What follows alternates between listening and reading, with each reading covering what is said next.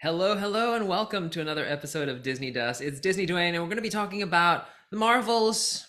Yes, the movie that has been, just released at the time of this video. I caught it, and what did I think? Well, there have been very mixed reviews about this movie. Some really, really love it, and some really, really don't like it. Um, I see it on the extremes, on basically like it's either 5 star or 1 star, and in the middle, very few people vote there. What did I think about it? Well, I off the bat think it was, it's not Marvel's one of their better movies for sure. Although it was really well put together. Of course, there's a certain standard. There are certain amazing scenes in this movie, like that unexpected cat scene. That's all I'll say about it. I was singing along. Speaking of singing, there was also a whole race of people who sang, so that was quite unexpected. It made me think of the tie into the Agatha, the spin-off from WandaVision. I'm wondering if they're going to justify that series, which is going to be a musical, by the way, in the same way. um, yes, bilingual. We had a Korean star. I didn't know who he was. Forgive me. I stopped at BTS. In any case, overall, it felt like a bit of a lower stakes movie, really. It was just encapsulated within the three of our Marvel girls here.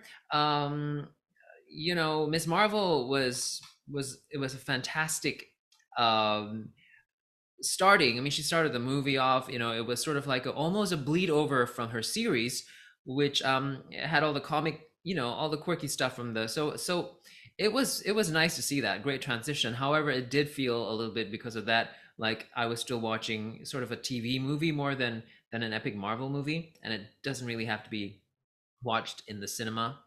Um, Also, these are my own thoughts. I'm not big enough of a fan to remember exactly what happened with Brie Larson.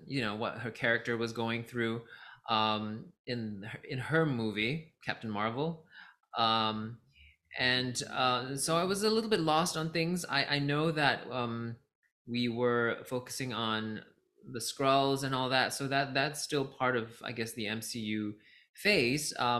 Villain, it's an all girls movie, and as much as we're celebrating women power, I feel like this was too heavily a woman's movie. I mean, like, there really weren't any strong male voices in this. Even the villain was female, and she was great though. I was surprised to see her. Actually, I never thought she would play a villain, because the last time I saw her, she was in a Theo James movie called Mr. Malcolm's List, and she was like a sort of a dainty, British proper sort of a traditional girl, and here she is a villain. She had a soft energy to her still, but I think she played it well. There's just not no not enough bite for me as a villain though. um but nonetheless, as an actress, she surprised me. I never saw her in a villain role.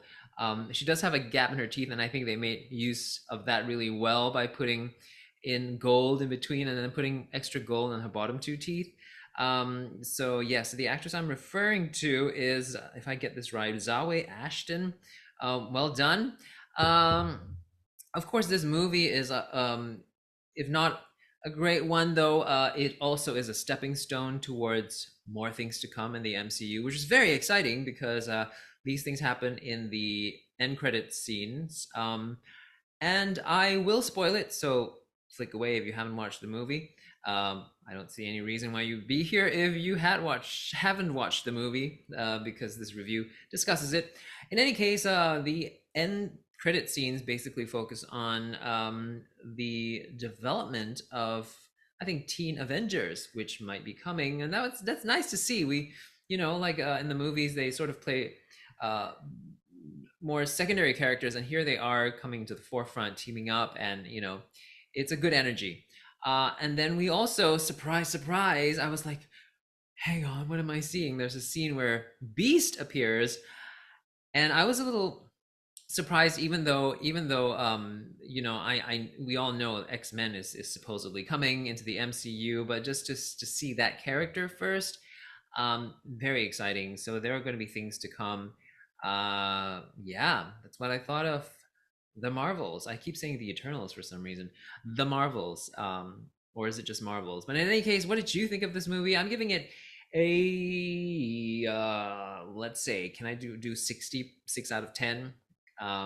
So yeah, 6 out of 10, that would be 3 out of 5. And let me know in the comments below, and I'll catch you in the next review. Until then, have a magical day.